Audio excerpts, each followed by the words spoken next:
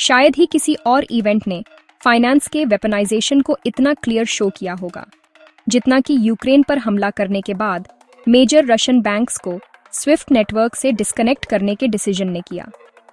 Swift यानी society for world wide interbank financial telecommunication खुद कोई पेमेंट सिस्टम नहीं है, बल्कि एक वाइटल मैसेजिंग नेटवर्क है जो ग्लोबली 11,000 से ज्यादा फाइनेंशियल इंस्टीट्यूशंस के बीच सिक्योर कम्युनिकेशन आसान बनाता है।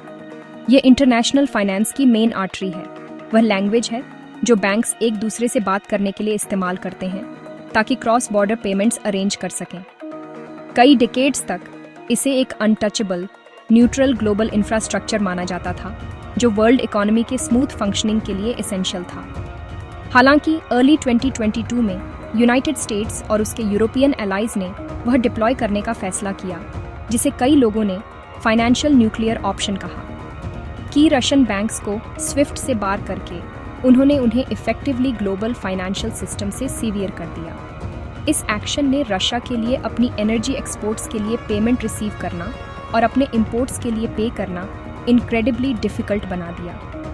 यह एक क्लियर डेमोन्स्ट्रेशन था कि इंटरनेशनल फाइनेंस की कोर प्लम्बिंग तक एक्सेस कोई राइट नहीं था, बल्कि जियोपॉलिटिकल बिहेवियर पर डिपेंडेंट एक प्रिविलेज था।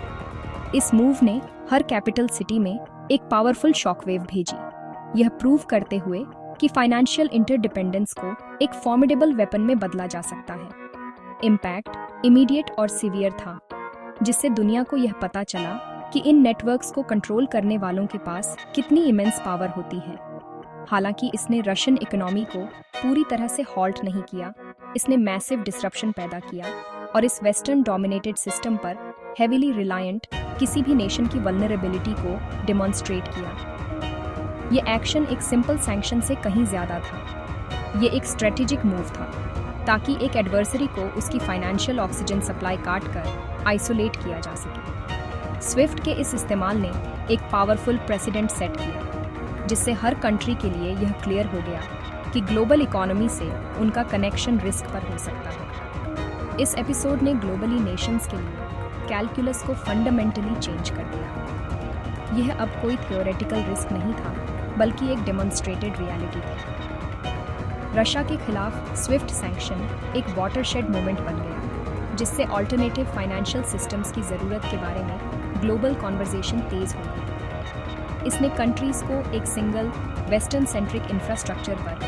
अपनी रिलायंस पर क्वेश्चन करने और रेजिलियंस और ऑटोनॉमी बनाने के तरीके एक्टिव रूप से सीख करने के लिए पुश किया। मैसेज क्लियर था, जियोपॉलिटिक्स के नए एरा में फाइनेंशियल मैसेजिंग और पेमेंट नेटवर्क्स पर कंट्रोल पावर का एक सुप्रीम इंस्ट्रूमेंट है और कोई भी नेशन उस कंट्रोल के रॉन्ग साइड पर नहीं कोएग्जिस्ट ना चाहता है।